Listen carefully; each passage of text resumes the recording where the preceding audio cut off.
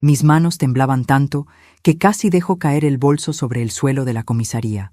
El policía frente a mí había retrocedido 3 pasos, con los ojos abiertos como platos y la mano instintivamente sobre su arma.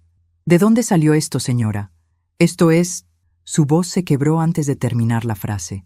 Yo no podía articular palabra. Hace apenas 2 horas estaba en la sala de espera del consultorio médico del doctor Ramírez, nerviosa por los resultados de mis análisis, cuando sentí ese movimiento dentro de mi bolso de cuero marrón. Ese movimiento que no debería estar ahí. Ese movimiento que cambiaría mi vida para siempre. Y todo comenzó porque ignoré lo que vi esa mañana. A Valentina, mi nuera, hurgando en mis cosas mientras yo fingía arreglarme frente al espejo. Debí detenerla, debí confrontarla. Pero llevaba 3 años tragándome las palabras, sonriendo cuando quería gritar, callando cuando debía hablar. 3 años construyendo un castillo de silencio que finalmente se derrumbó en el momento menos esperado, de la forma más aterradora posible. Déjenme retroceder unas horas al momento exacto en que todo estalló. Esa mañana de octubre amaneció fría en mi casa de Palermo. Yo vivía sola desde que mi esposo Roberto murió de un infarto fulminante hace 22 años, cuando nuestro hijo Marco apenas tenía 18. Crié a ese muchacho yo sola, trabajando doble turno en el hospital como enfermera, negándome lujos, sacrificando mis propios sueños para que él pudiera estudiar arquitectura. Y lo logró. Se graduó con honores, consiguió un trabajo excelente, se enamoró. Pero antes de continuar, quiero hacerte una invitación muy especial. Suscríbete al canal y deja tu like. Eso me ayuda a saber que me apoyas y disfrutas mis historias. Y comenta aquí abajo desde qué ciudad estás viendo. Ahora, continuemos. Valentina apareció en nuestras vidas como una tormenta de primavera. Hermosa, arrebatadora, imposible de ignorar. Marco la conoció en una exposición de arte hace 4 años. Ella era galerista, sofisticada, con ese aire de superioridad que algunas personas confunden con elegancia. Desde el primer día supe que algo no encajaba. Una madre siempre sabe. Es un instinto que vive en las entrañas, un susurro primitivo que te advierte del peligro. Pero Marco estaba cegado, perdidamente enamorado, y yo callé. Porque eso es lo que hacen las madres, ¿verdad? Callar para no perder a sus hijos. Se casaron 2 años después en una ceremonia íntima, solo familia cercana. Yo pagué la mitad, aunque apenas me alcanzaba la pensión. Valentina jamás agradeció. Durante la fiesta, la escuché decir a una prima: «Es una lástima que la madre de Marco sea tan simple, pero bueno, no se puede tener todo». Esas palabras se clavaron en mi pecho como vidrios rotos, pero seguí sonriendo, seguí sirviendo champaña, seguí siendo invisible. Después de la boda, las visitas se espaciaron. Marco siempre tenía excusas. «Estamos ocupados, mamá. Valentina tiene una cena de trabajo. Ya te llamaremos». Los almuerzos de los domingos que eran sagrados se volvieron ocasionales, luego raros, luego inexistentes. Y cuando finalmente venían, era Valentina quien dominaba la conversación, quien decidía cuándo se quedaban y cuándo se iban, quien miraba mi pequeño departamento con desdén apenas disimulado. Hace 6 meses, la situación empeoró. Marco perdió un proyecto importante en el estudio de arquitectura. Valentina, según supe después, había acumulado deudas comprando arte que no podían costear, manteniendo una fachada de éxito que se desmoronaba en privado. Vinieron a pedirme dinero. No un préstamo, aunque lo llamaron así. Una ayuda temporal de 50,000 pesos. Era todo lo que tenía ahorrado para una cirugía de cadera que necesitaba urgentemente. Se los di. No he vuelto a ver un peso. Desde entonces, algo cambió en la mirada de Valentina cuando me veía. Antes era desprecio. Ahora era algo más oscuro, calculador, como si estuviera midiendo, evaluando, planeando. Empecé a notar pequeñas cosas, objetos míos que desaparecían cuando ellos visitaban. Una pulsera de oro que me regaló Roberto, un anillo con un pequeño diamante, fotos familiares. Nunca dije nada. ¿Qué podía decir? ¿Acusar a la esposa de mi hijo de robarme? Marco jamás me creería. Esa mañana, ellos habían dormido en casa porque estaban fumigando su departamento. Yo me desperté temprano, nerviosa por la cita médica de las 10.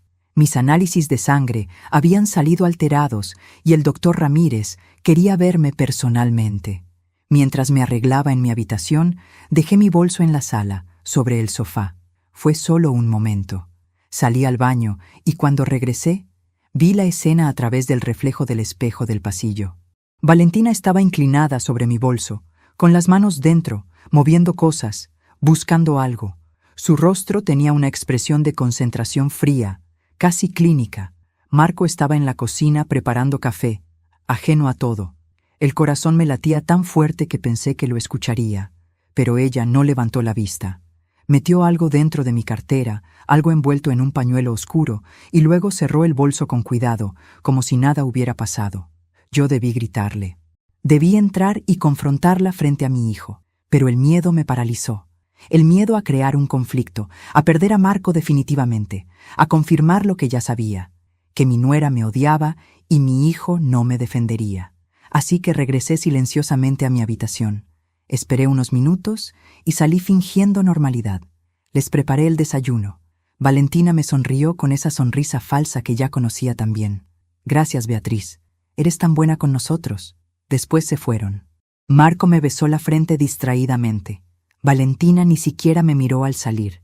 Yo tomé mi bolso, cerré con llave y me dirigí al consultorio, ignorando el peso extraño que sentía en la cartera, ignorando la voz en mi cabeza que gritaba que revisara, ignorando todos los instintos que me advertían del peligro. Y ahora estaba aquí, en esta comisaría fría, mirando cómo 2 policías más se acercaban con expresiones graves, mientras el contenido de mi bolso, ese contenido que yo no había puesto ahí, ese contenido que Valentina había deslizado con manos expertas, yacía sobre el escritorio como evidencia de un crimen que yo no había cometido. Mi vida acababa de convertirse en una pesadilla, y lo peor estaba por venir. Señora, necesito que me cuente exactamente qué pasó esta mañana, desde el principio. La voz del oficial Martínez era firme, pero no hostil. Todavía. Yo me derrumbé en la silla plástica de la comisaría, con las piernas temblando y la mente tratando de procesar lo imposible. ¿Cómo explicarle a un extraño que mi propia nuera había tratado de destruirme? ¿Cómo describir los años de veneno silencioso que habían llevado a este momento? Yo no puse eso ahí. Susurré con la voz quebrada. Fue ella, mi nuera. Esta mañana yo la vi. Ella metió algo en mi bolso cuando yo no estaba mirando. El policía intercambió una mirada con su compañero. Esa mirada universal que significa otra vieja paranoica echándole la culpa a alguien más. La conocía bien. La había visto en los ojos de Marco cada vez que intentaba hablarle sobre Valentina. Para entender cómo llegué a este punto, tengo que regresar al principio. A cuando Marco era solo un niño asustado que acababa de perder a su padre, y yo era una viuda de 42 años que no sabía cómo iba a sobrevivir el día siguiente. Roberto murió un martes, un infarto masivo mientras conducía de regreso a casa. El auto se estrelló contra un poste. Fue instantáneo, me dijeron, como si eso aliviara el dolor. Marco tenía 18 años recién cumplidos. Habíamos planeado una fiesta. Habíamos comprado un pastel. En lugar de velas, encendimos cirios en un funeral. La noche después del entierro, encontré a mi hijo sentado en el balcón, mirando la nada. ¿Qué vamos a hacer, mamá?, me preguntó con esa voz de niño que todavía emergía cuando tenía miedo. Yo no tenía respuesta. Teníamos deudas, una hipoteca, y Marco acababa de ser aceptado en la Facultad de Arquitectura. Podría haber abandonado. Muchos lo hicieron. Pero yo lo miré a los ojos, esos ojos verdes idénticos a los de Roberto, y le dije: vas a estudiar, vas a ser arquitecto, y yo voy a asegurarme de eso. Conseguí doble turno en el hospital. Trabajaba de 6 de la mañana a 10 de la noche, 6 días a la semana. Mis pies sangraban dentro de los zapatos. Mi espalda se convirtió en un mapa de dolor crónico. Pero Marco estudió, se graduó, consiguió trabajo en uno de los mejores estudios de Buenos Aires. Lo logré, lo salvé. Durante 20 años, fuimos un equipo. Cenábamos juntos los domingos. Él me contaba sus proyectos, yo le contaba anécdotas del hospital. Reíamos, nos apoyábamos, éramos suficiente el uno para el otro, hasta que Valentina apareció.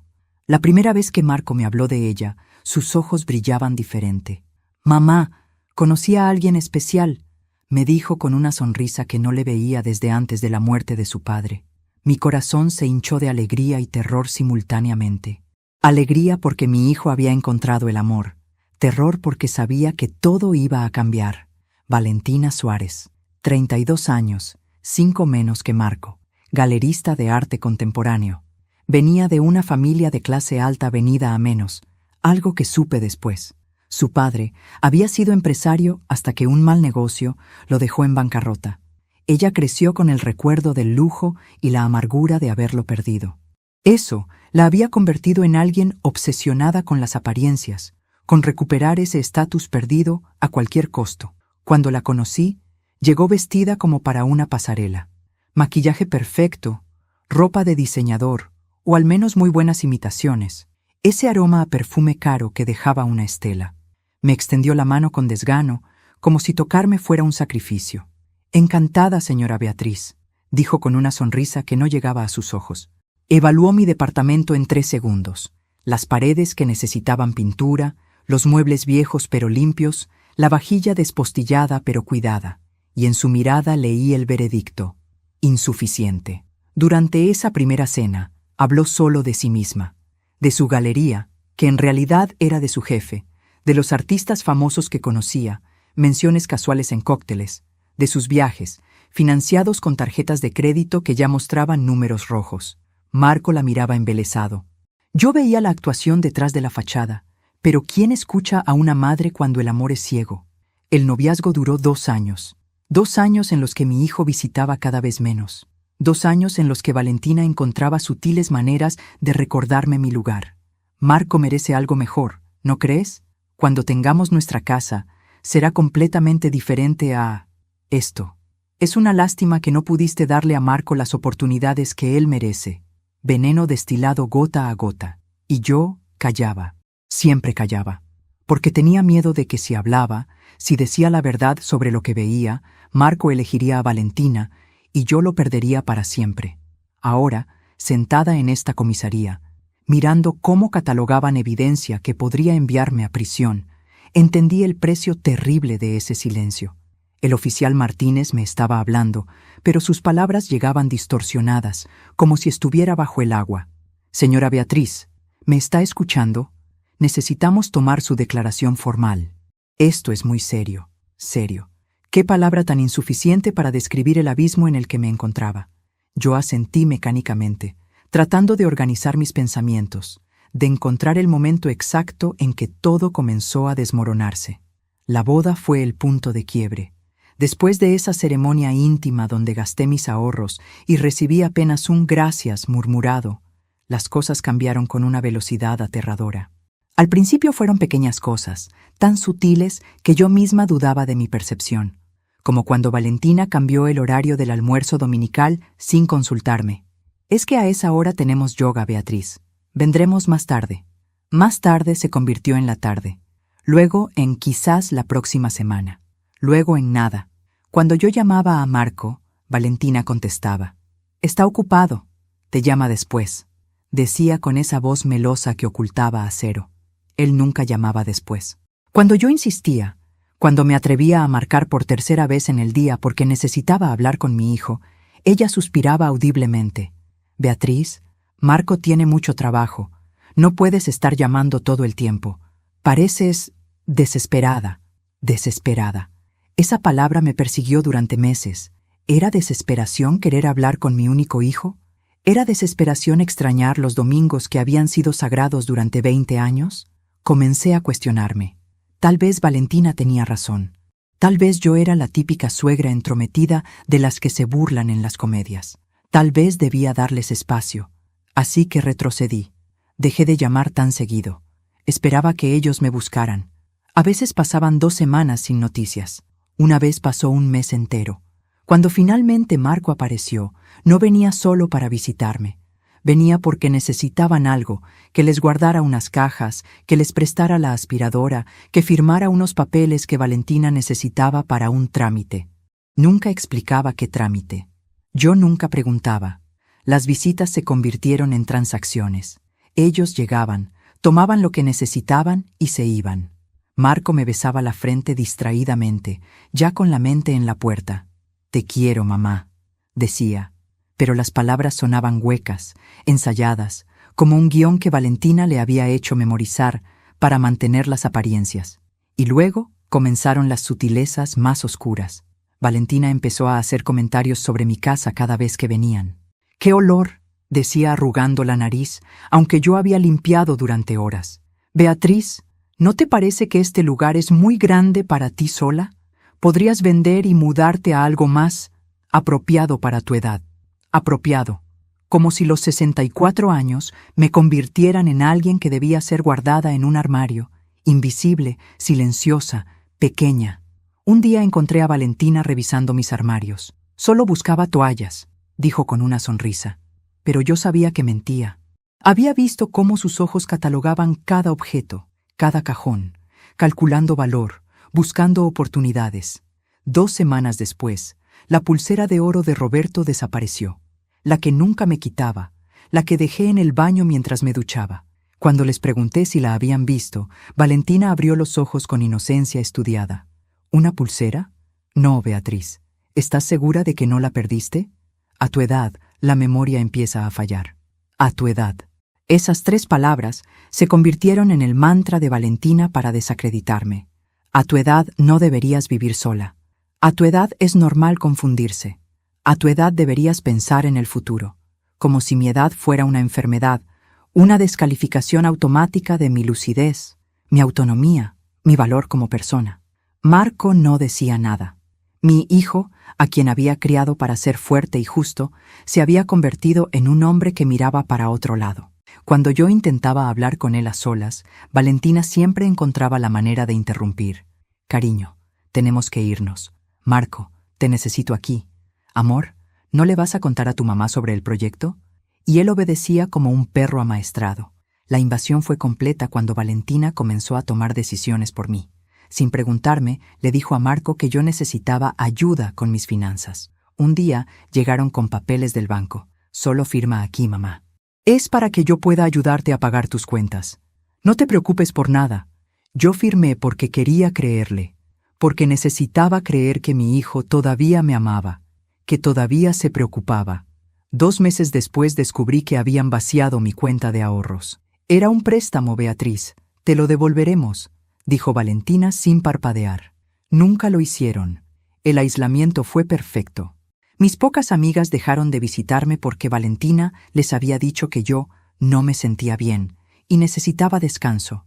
Mi vecina, la señora Gómez, me contó después que Valentina le había sugerido que no me molestara tanto con sus visitas. «La pobre Beatriz está muy mal de los nervios», le había dicho. Todos comenzaron a tratarme como si fuera frágil, como si estuviera al borde de la locura, como si cualquier cosa pudiera quebrarme. Y ahora, sentada frente a este policía que me miraba con creciente sospecha, entendí que todo había sido calculado. Cada movimiento, cada palabra, cada humillación había sido parte de un plan.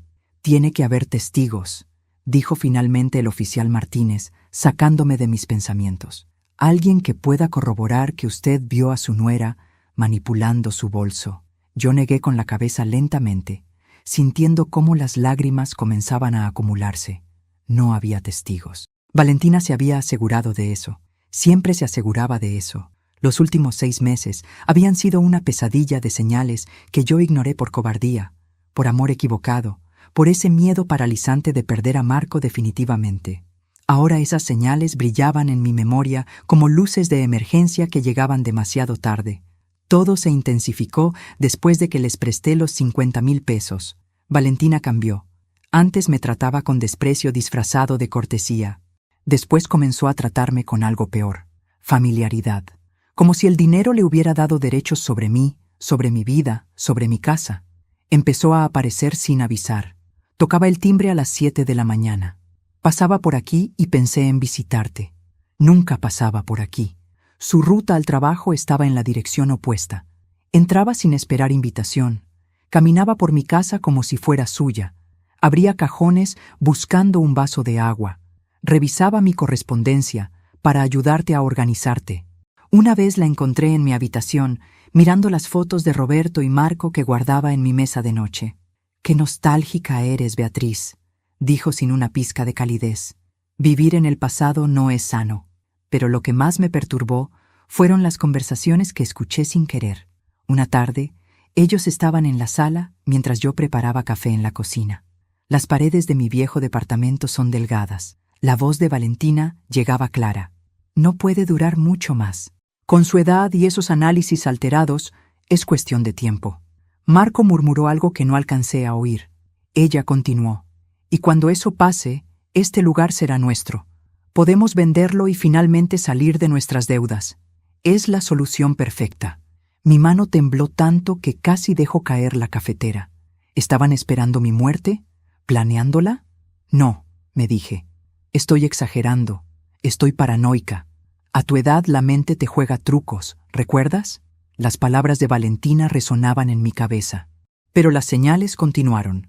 Mis medicamentos comenzaron a desaparecer. Yo los dejaba en el botiquín del baño y al día siguiente faltaban pastillas. Al principio pensé que me había confundido con las dosis, pero luego encontré el frasco de mi medicamento para la presión vacío, aunque lo había comprado apenas 3 días antes. Cuando les mencioné esto a ellos durante una visita, Valentina me miró con esa expresión de preocupación falsa que ya conocía tan bien. «Beatriz, eso suena serio. Tal vez deberías ver a un neurólogo. Los problemas de memoria a tu edad pueden ser señal de algo más grave». Los objetos no solo desaparecían, aparecían. Cosas que yo no había comprado, no había usado. Una botella de whisky en mi cocina cuando yo no bebo alcohol. Cajas de medicamentos que no eran míos. Una vez encontré un sobre con dinero en efectivo escondido dentro de un libro. 5,000 pesos que definitivamente yo no había puesto ahí. Cuando lo encontré, sentí un escalofrío.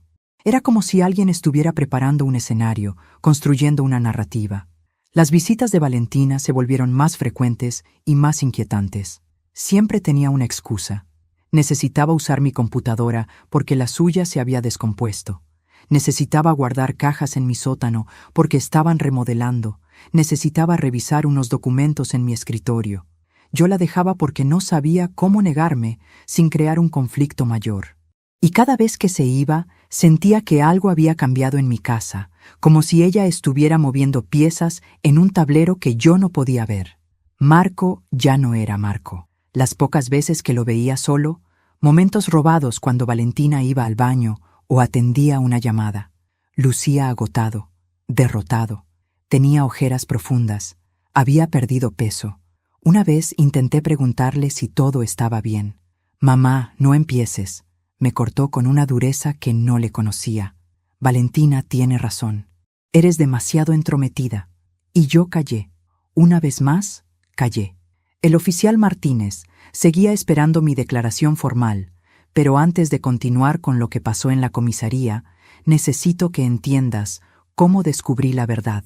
Porque la verdad, cuando finalmente llegó, fue como un tsunami que arrasó con todo lo que yo creía saber sobre mi nuera, sobre mi hijo, sobre la pesadilla en la que se había convertido mi vida. Fue hace 3 semanas, un martes por la tarde. Valentina había venido sola, algo inusual. Marco estaba en el interior del país supervisando una obra. Ella apareció con esa sonrisa que ahora reconozco como su máscara de batalla. «Necesito dejar una caja aquí, Beatriz. Solo por unos días. Es material de la galería, muy delicado». Yo asentí. Siempre asentía. Ella bajó una caja mediana del auto y la dejó en mi cuarto de visitas, ese que ya no recibía visitas porque Valentina se había encargado de espantar a todos. Esa noche no pude dormir. Algo en la urgencia con la que Valentina había dejado esa caja me inquietaba. A las 3 de la madrugada, con el insomnio clavado en mis huesos, decidí mirar. «Solo un vistazo», me dije, «solo para calmar esta ansiedad que me está consumiendo». La caja no estaba sellada. Dentro había carpetas, muchas carpetas, documentos del banco, estados de cuenta. Y cuando comencé a leer, sentí que el piso desaparecía bajo mis pies. Valentina no era galerista. Nunca lo había sido. Había trabajado como asistente en una galería durante 6 meses, hace 4 años, antes de conocer a Marco. La despidieron por irregularidades en el inventario. Todo lo demás había sido mentira. La galería de la que hablaba era propiedad de un exnovio que la había echado de su vida tras descubrir que ella había falsificado su firma en varios documentos. Pero eso no era lo peor. Entre los papeles encontré estados de cuenta de casinos online, deudas por más de 200,000 pesos, préstamos de usureros con intereses del 40% mensual, tarjetas de crédito al límite, y lo más escalofriante, conversaciones impresas de WhatsApp donde ella discutía con alguien llamado Matías sobre cómo acelerar el proceso y asegurar la herencia antes de que la vieja la dilapide. La vieja. Yo era la vieja en esas conversaciones. Mis manos temblaban tanto que los papeles se caían al suelo. Seguí leyendo, incapaz de detenerme, aunque cada línea era un golpe al estómago. Había un plan detallado, un cronograma. Valentina había investigado mis finanzas, mi testamento, el valor de mi departamento. Sabía exactamente cuánto valdría mi muerte para ellos. $300,000 entre el departamento, un seguro de vida que yo había olvidado que tenía, y una pequeña herencia que me había dejado mi hermana hacía años. Antes de continuar, dime aquí en los comentarios qué te está pareciendo esta historia hasta ahora, y qué harías tú en el lugar de ellos. No salgas del video, porque lo que viene a continuación te va a poner la piel de gallina. Encontré emails, docenas de emails entre Valentina y ese tal Matías, quien resultó ser un abogado sin escrúpulos especializado en resolver situaciones complejas de herencias. En uno de los correos, fechado apenas 2 meses atrás, Valentina escribía: «El problema es que la vieja está saludable. Los análisis salieron bien excepto por una anemia menor. Necesitamos otro enfoque. ¿Qué tal si mostramos que es mentalmente inestable? Podríamos conseguir una declaración de incapacidad. He estado dejando pruebas. Medicamentos que no son suyos, dinero escondido en lugares raros. He hablado con sus vecinos sobre sus olvidos. Ya piensan que está senil». Senil. Ella había pasado meses construyendo una narrativa de que yo estaba perdiendo la cabeza.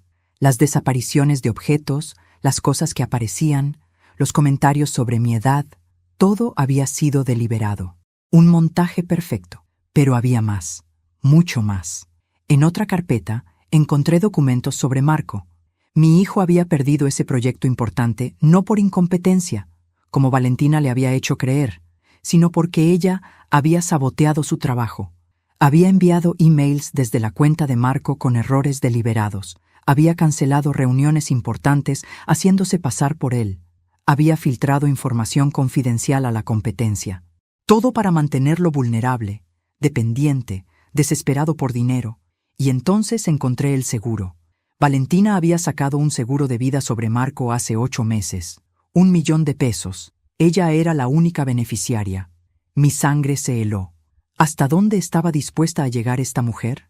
En el fondo de la caja, envuelto en una bolsa plástica, había algo que me hizo vomitar ahí mismo, en el cuarto de visitas. Frascos de medicamentos, digitálicos en dosis mortales, insulina, benzodiazepinas, y una lista escrita a mano con mi rutina diaria. Toma café a las 7 a.m., sola, deja la puerta del balcón abierta, medicamentos en el baño sin llave, sale a caminar los jueves a las 9 a.m., siempre el mismo recorrido. Estaba planeando matarme. Mi nuera estaba planeando asesinarme y hacerlo parecer un accidente o suicidio de una anciana deprimida y mentalmente inestable. Fotografié todo con manos temblorosas, cada documento, cada email, cada plan macabro. Guardé las fotos en la nube, las envié a un email secreto que creé esa misma noche. Volví a colocar todo exactamente como estaba, y esperé. Al día siguiente, Valentina vino a recoger la caja. «Gracias, Beatriz», dijo con esa sonrisa. «Eres tan servicial». Yo sonreí también, pero algo había cambiado en mí. El miedo seguía ahí, pero ahora estaba acompañado de algo más fuerte, la determinación de sobrevivir. Esa fue la semana pasada. Y esta mañana, cuando la vi meter algo en mi bolso, supe que el plan había comenzado. «Señora Beatriz», el oficial Martínez se inclinó hacia adelante, con la voz grave y los ojos clavados en los míos. ¿Tiene idea de lo que había en su bolso? ¿Comprende la gravedad de esto? Yo asentí lentamente, aunque todavía me costaba procesar la dimensión de lo que Valentina había hecho. Cuando abrí mi bolso en la sala de espera del consultorio médico, Después de sentir ese movimiento extraño, lo que encontré fue tan imposible que al principio pensé que estaba alucinando. Envuelto en el pañuelo oscuro que vi a Valentina meter esa mañana, había un pequeño reptil, una serpiente joven, no más larga que mi mano, pero venenosa. Lo supe inmediatamente por las marcas en su piel. Y junto a ella, cuidadosamente colocado para que pareciera que yo lo había puesto ahí, había un frasco con líquido y una jeringa. La serpiente se movía lentamente, aturdida. Después el veterinario de la policía explicó que le habían dado sedantes. Valentina había calculado todo. El reptil debía permanecer quieto el tiempo suficiente para que yo no lo notara al salir de casa, pero despertar justo cuando llegara al consultorio, un lugar lleno de gente, donde mi descubrimiento causaría pánico. Pero el verdadero horror era lo que había junto a la serpiente. El frasco contenía veneno concentrado extraído de estos reptiles. La jeringa estaba lista para usar. Y en el bolsillo interior de mi cartera, que yo no había revisado en semanas, Valentina había plantado algo más. Instrucciones impresas sobre cómo extraer veneno de serpientes, con notas escritas a mano que imitaban mi letra. Para el doctor Ramírez. Finalmente pagará por su negligencia. El doctor Ramírez. Mi médico de cabecera durante 15 años. El hombre que había tratado a Roberto antes de morir, que me había ayudado a superar la depresión después de enviudar, que había cuidado de Marco cuando tuvo neumonía de niño. Valentina había investigado mi historia y había encontrado el punto perfecto: hacer parecer que yo, una enfermera retirada con conocimientos médicos, había planeado vengar algún agravio imaginario contra mi doctor. «Esto es intento de homicidio, señora», dijo el oficial Martínez. «O al menos parecerá serlo cuando esto llegue a un fiscal. Usted tiene conocimientos médicos, acceso a información sobre cómo obtener estos animales y aparentemente un móvil contra el doctor Ramírez». «Yo no tengo ningún móvil», dije con voz quebrada. «El doctor Ramírez es un santo. Jamás le haría daño a nadie, mucho menos a él». «Entonces, ¿cómo explica las notas? ¿La serpiente en su bolso? ¿La jeringa con veneno?» El oficial no era cruel, pero tampoco me creía. ¿Por qué lo haría? Yo era una mujer de 64 años acusando a su nuera de un plan elaborado de asesinato. Sonaba a locura. Sonaba exactamente a lo que Valentina había pasado meses construyendo. La narrativa de una vieja senil, paranoica, mentalmente inestable. Entonces recordé. Las fotos. «Tengo pruebas», dije de repente, buscando mi teléfono en el bolso que ahora los policías habían confiscado como evidencia. Fotografié documentos, planes. Ella estaba planeando matarme. «Esto es parte de algo más grande». El oficial intercambió otra mirada con su compañero. «¿Qué tipo de documentos?» Yo les conté todo. Las deudas de Valentina, los emails con el abogado, el seguro sobre Marco, los medicamentos mortales, la lista con mi rutina. Las palabras salían atropelladas, desesperadas. Sabía cómo sonaba. Sabía que cada frase me hundía más en el papel de la anciana delirante. Pero entonces mencioné la caja. Ella dejó una caja en mi casa hace 3 semanas, con todos los documentos. Si van a mi departamento ahora, tal vez todavía esté ahí. Ella no sabe que yo la revisé. El oficial Martínez se puso de pie. «Espere aquí». Salió de la sala de interrogatorios y lo escuché hablar por teléfono en el pasillo. 15 minutos después, regresó con una expresión diferente, más seria, más preocupada. «Señora Beatriz, acabamos de hablar con el doctor Ramírez. Él nos confirmó que usted nunca le ha hecho ningún reclamo, que su relación es excelente. También nos dijo algo interesante. Hace 2 semanas, una mujer que se identificó como su sobrina llamó a su consultorio preguntando sobre sus horarios, sus rutinas, cuándo estaba solo en la clínica. Mi corazón latió más fuerte. Yo no tengo sobrinas. Eso pensamos, y hay más. Vamos a necesitar que nos dé acceso a su departamento, y vamos a necesitar hablar con su nuera». 3 patrulleros llegaron a mi edificio en Palermo. Los vecinos salieron a los balcones, curiosos, murmurando. La señora Gómez me vio bajar del auto policial y se llevó la mano a la boca, horrorizada. Yo caminaba entre 2 oficiales, sintiendo cada mirada como un juicio. Esto era exactamente lo que Valentina había planeado: mi humillación pública, mi destrucción social. Incluso si lograba demostrar mi inocencia, el daño estaba hecho. Los vecinos siempre recordarían el día en que la policía vino por la vieja Beatriz. El oficial Martínez tenía la orden de allanamiento. Subimos al 5º piso y yo busqué mis llaves con manos temblorosas. Pero antes de que pudiera abrir, la puerta del fondo del pasillo se abrió violentamente. Era Marco, mi hijo. Lucía desencajado, con el cabello revuelto y los ojos inyectados de sangre. «¿Mamá? ¿Qué está pasando? Valentina me llamó diciendo que te habían arrestado. ¿Por qué hay policías aquí?» Detrás de él apareció Valentina, y en su rostro vi algo que me heló la sangre. Ni sorpresa, ni preocupación. Solo una fracción de segundo de furia pura antes de que su máscara se deslizara en su lugar. «Dios mío, Beatriz, ¿qué hiciste?», dijo con voz llena de falsa angustia, corriendo hacia mí con los brazos extendidos. Los oficiales la detuvieron. «Señora», dijo Martínez, «¿es usted Valentina Suárez de Mendoza?» Ella asintió confundida en apariencia. «Necesitamos hacerle algunas preguntas, y necesitamos revisar el departamento de la señora Beatriz». «¿Revisar? ¿Por qué?» «Marco, ¿qué está pasando?» Valentina se aferró al brazo de mi hijo. Él la miró, luego me miró a mí, completamente perdido. En ese momento vi lo que Valentina había logrado. Mi hijo era un extraño.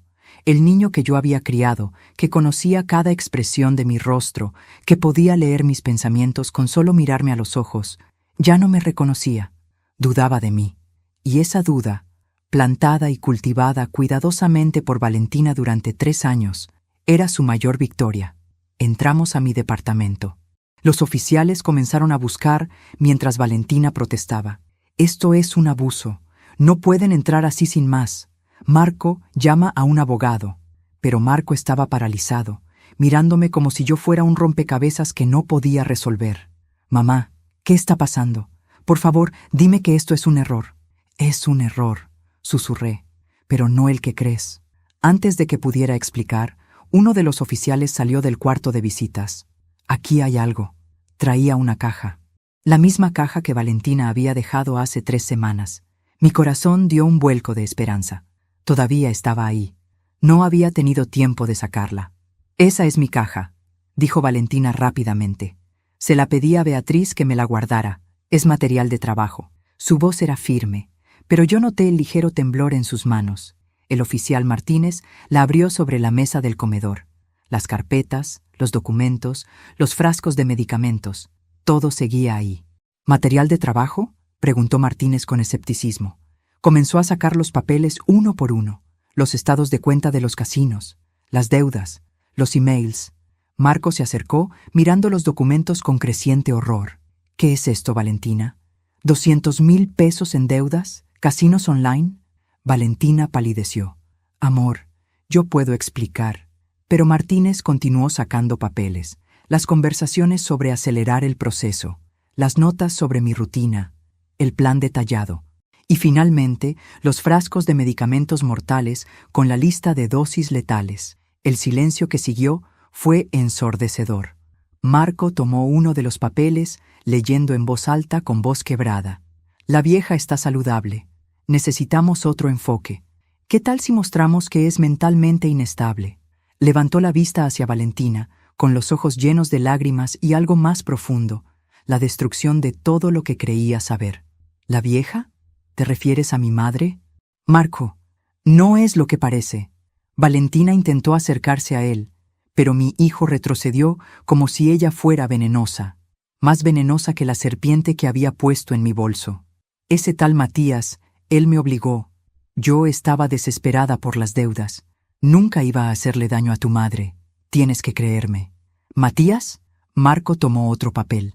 «Aquí dice que tú le pagaste 20,000 pesos por servicios de consultoría sobre herencias. ¿Qué significa esto?» Su voz subía de volumen con cada palabra. «¿Y esto? Seguro de vida sobre Marco Mendoza. Beneficiaria, Valentina Suárez, 1,000,000 de pesos. ¿Sacaste un seguro sobre mí? ¿Sobre mi vida?» Valentina comenzó a llorar, lágrimas perfectas que rodaban por sus mejillas perfectamente maquilladas. «Amor, por favor». Estaba asustada. Las deudas, los prestamistas me amenazaban.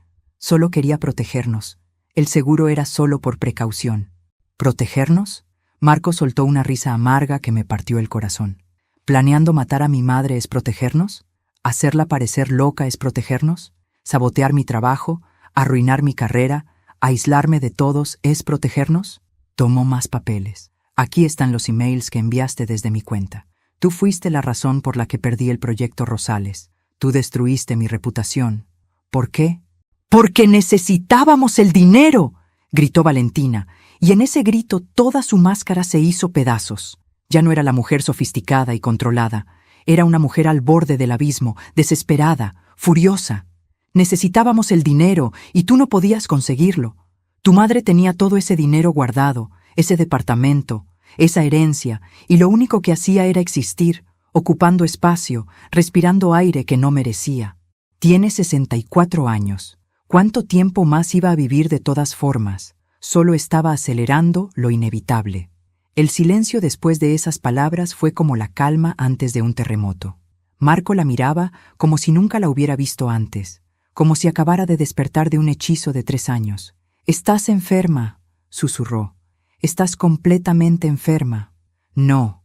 Valentina se enderezó, recuperando algo de su compostura venenosa. «Estoy cansada. Cansada de la pobreza disfrazada de clase media. Cansada de pretender que todo está bien cuando no tenemos nada. Yo crecí con todo, Marco, todo, y lo perdí. Mi padre lo perdió todo y nos condenó a esta miseria mediocre. Cuando te conocí, pensé que eras la solución. Arquitecto exitoso, pensé. Pero eres tan mediocre como tu madre, tan conformista, tan pequeño». Marco dio un paso atrás, como si ella lo hubiera golpeado físicamente. Yo quería abrazarlo, protegerlo, pero estaba paralizada viendo cómo el mundo de mi hijo se desmoronaba. El oficial Martínez intervino. «Señora Suárez, tiene derecho a permanecer en silencio. Cualquier cosa que diga puede ser usada en su contra». Pero Valentina no podía detenerse. El veneno llevaba años acumulándose y ahora brotaba sin control. ¿Y sabes qué es lo más gracioso? Que funcionó. Todo el mundo creyó que tu madre estaba perdiendo la cabeza. Los vecinos, tus amigos, incluso tú, Marco, especialmente tú. Era tan fácil. Un comentario aquí, un objeto movido allá. «A tu edad», le decía, y ella se encogía como una cucaracha, patética. Ambos son patéticos. «Basta», dijo Marco con una voz que no reconocí, fría, mortal. «Basta, Valentina».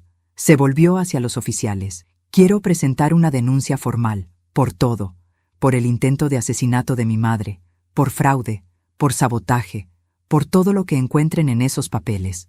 Valentina rió, una risa aguda, histérica. «¿Tú? ¿Vas a denunciarme tú?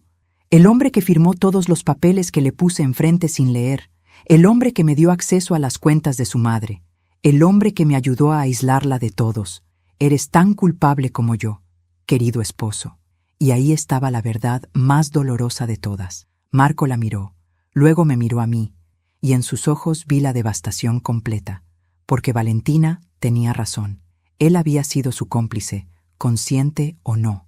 Había firmado papeles, había ignorado mis llamadas, había permitido el aislamiento, había dudado de mí cuando debió defenderme. Mi hijo había elegido a su esposa sobre su madre una y otra vez, y ahora debía vivir con las consecuencias de esas elecciones. Los oficiales esposaron a Valentina. Ella no resistió, pero tampoco dejó de hablar. «Esto no termina aquí. Tengo contactos, tengo abogados, y tengo toda la evidencia de cómo Marco participó en esto. Si me hundo, él se hunde conmigo». La sacaron del departamento mientras ella seguía gritando amenazas y acusaciones. Marco y yo nos quedamos solos en medio del caos, papeles esparcidos sobre la mesa, la evidencia de 3 años de manipulación y crueldad. Él se dejó caer en el sofá, con la cabeza entre las manos.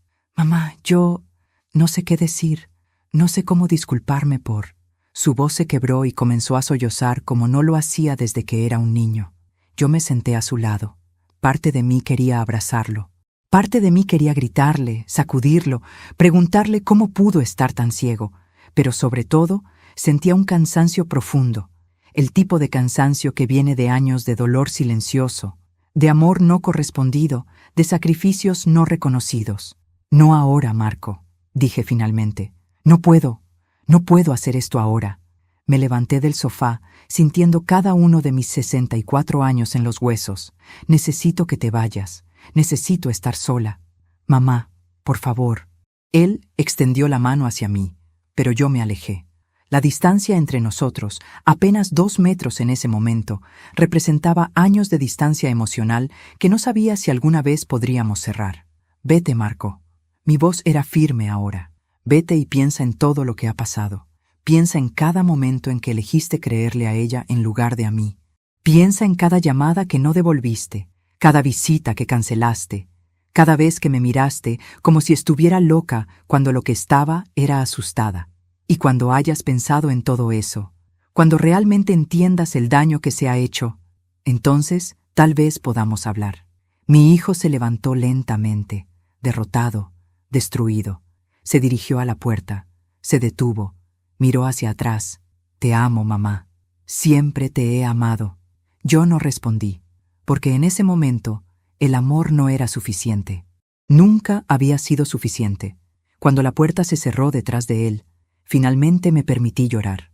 No lágrimas de alivio o de victoria, lágrimas por todo lo que había perdido, por los años robados, por la relación con mi hijo que tal vez nunca se recuperaría, por la inocencia perdida y la confianza destruida.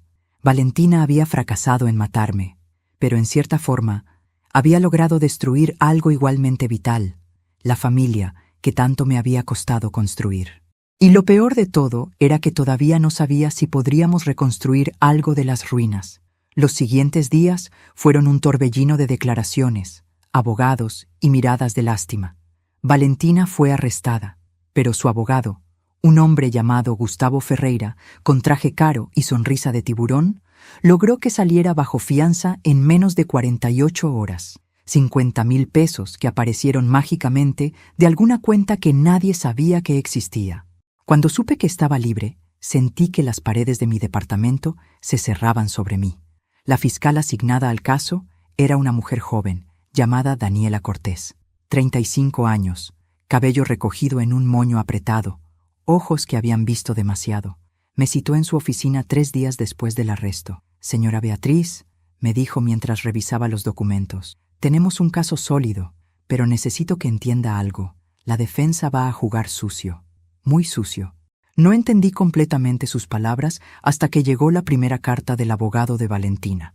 Un documento de 15 páginas donde se me acusaba formalmente de difamación, calumnia, fraude procesal, manipulación de evidencia y, esto fue lo que me dejó sin aliento, maltrato psicológico hacia mi nuera durante 3 años. Según la narrativa de Valentina, yo era una suegra abusiva que había hecho su vida imposible desde el primer día.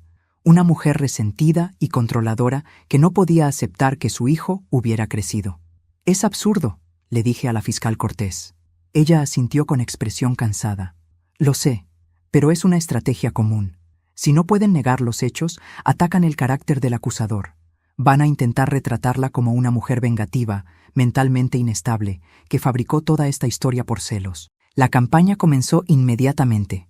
El abogado de Valentina dio una entrevista en un programa matutino.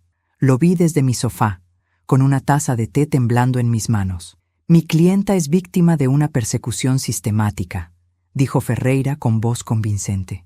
La señora Beatriz Mendoza ha demostrado patrones de comportamiento obsesivo. Tenemos testigos que confirmarán que hacía llamadas a todas horas, que aparecía sin invitación, que hacía comentarios despectivos sobre mi clienta constantemente. Testigos, amigos de Valentina, personas dispuestas a mentir bajo juramento. Una mujer llamada Lucía Vega declaró que yo había llamado a Valentina una cazafortunas. Falso. Un hombre juró que me había escuchado amenazarla en un estacionamiento. Mentira. No lo conocía. Pero lo peor vino de la prima de Marco, Lorena, a quien yo había ayudado a pagar su matrícula universitaria. La tía Beatriz siempre fue muy posesiva con Marco. Nunca aceptó que ninguna mujer fuera suficientemente buena para él. Valentina es una víctima en todo esto. Las palabras me dolieron más que cualquier golpe físico. Marco no daba entrevistas. Su silencio era ensordecedor. La fiscal Cortés me explicó.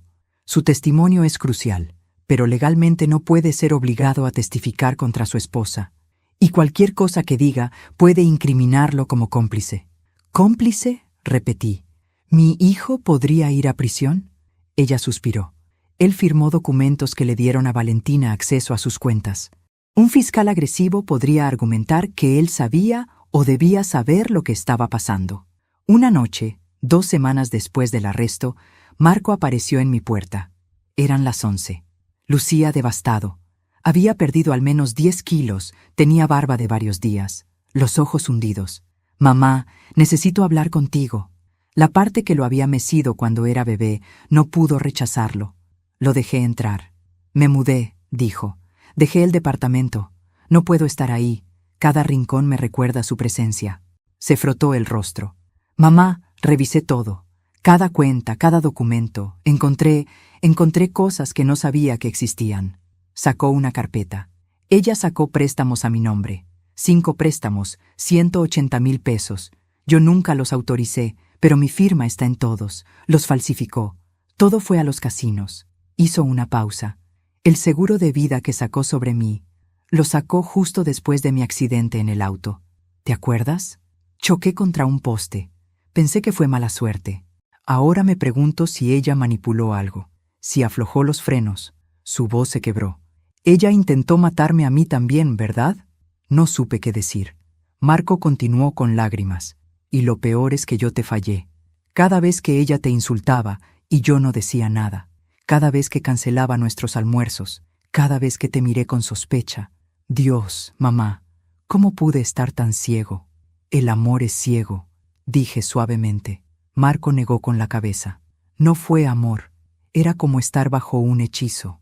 Ella sabía exactamente qué decir, cuándo retirarse para que yo la persiguiera. Y cada vez que intentaba acercarme a ti, ella me hacía sentir culpable. Tu madre no me acepta. Tu madre no quiere que seas feliz. Y yo le creí cada palabra. Silencio. Luego Marco preguntó, ¿alguna vez podrás perdonarme? Lo miré. Mi hijo, el hombre que me había roto el corazón sin darse cuenta. No lo sé, respondí honestamente. Quiero decir que sí, pero no sé si puedo confiar en ti nuevamente. Marco asintió, aceptando el golpe. Lo entiendo, solo quiero que sepas que voy a testificar contra ella. No me importa la autoincriminación, voy a contar todo. ¿Alguna vez sospechaste?, le pregunté.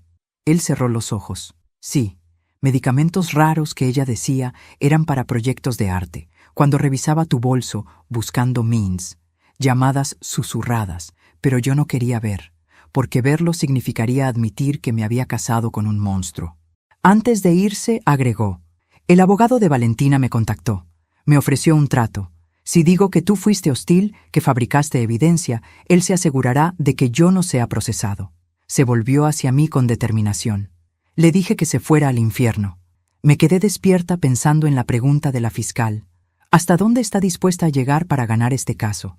Porque ganar significaba exponer cada detalle sórdido en público. Significaba que Marco reviviría 3 años de manipulación frente a jueces y cámaras. Significaba destruir cualquier privacidad que nos quedara. La respuesta llegó 3 días después. Beatriz, venga inmediatamente. Ha habido un desarrollo, dijo Cortés por teléfono. Cuando llegué, 2 detectives esperaban. Hemos estado investigando a Valentina más a fondo. Usted no es su primera víctima. Me mostraron archivos. 7 años atrás, una anciana llamada Elena Campos había muerto en circunstancias sospechosas. Aparente suicidio por sobredosis. La señora Campos había cambiado su testamento 2 semanas antes, dejándole todo a su sobrina querida Valentina Suárez, una sobrina sin vínculos de sangre que había sido su cuidadora durante 1 año. ¿Ella mató a esa mujer?, pregunté ahogada. Cortés asintió. No podemos probarlo definitivamente, pero los paralelismos son inquietantes. La misma estrategia, ganarse la confianza, aislar a la víctima, construir una narrativa de deterioro mental. Se inclinó.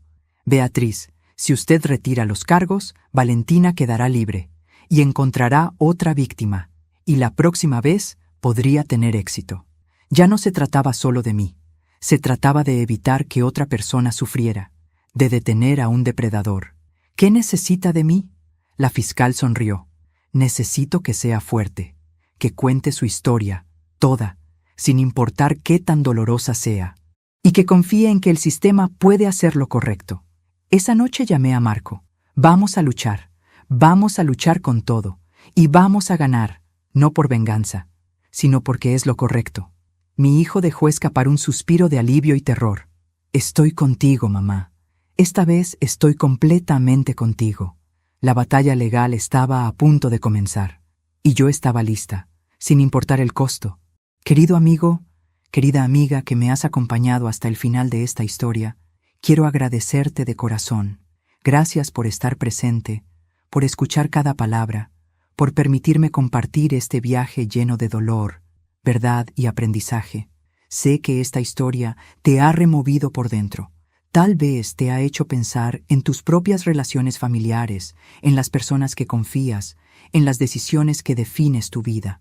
Eso es exactamente lo que busco, que reflexiones, que aprendas, que veas con más claridad las señales que a veces ignoramos. Si esta historia te ha tocado el corazón, si has sentido algo real, rabia, tristeza, esperanza o simplemente te ha hecho pensar, te pido que presiones ese botón de suscripción. Ese gesto me ayuda a seguir compartiendo historias que nos enseñan sobre la vida, sobre los errores que cometemos y las lecciones que aprendemos. Y por favor, déjame un me gusta en este video. Ese simple gesto me dice que mi historia llegó a ti, que valió la pena cada palabra compartida. Pero sobre todo, quiero que me dejes un comentario. Cuéntame, ¿qué te pareció esta historia? ¿Te sentiste identificado con alguna parte? ¿Qué hubieras hecho tú en el lugar de Beatriz o de Marco? ¿Y desde qué ciudad del mundo me escuchaste? Me encanta saber que mis palabras conectan corazones alrededor del mundo. Ahora bien, debo aclararte algo muy importante. Esta historia fue creada exclusivamente con fines de entretenimiento y reflexión. Es una narración completamente ficticia, una parábola moderna diseñada para ilustrar patrones de comportamiento humano y las consecuencias de nuestras decisiones. Los personajes, situaciones y eventos son producto de la imaginación. Cualquier parecido con personas o situaciones reales es pura coincidencia. Gracias por haberme acompañado hasta el final. Nos vemos en la próxima historia.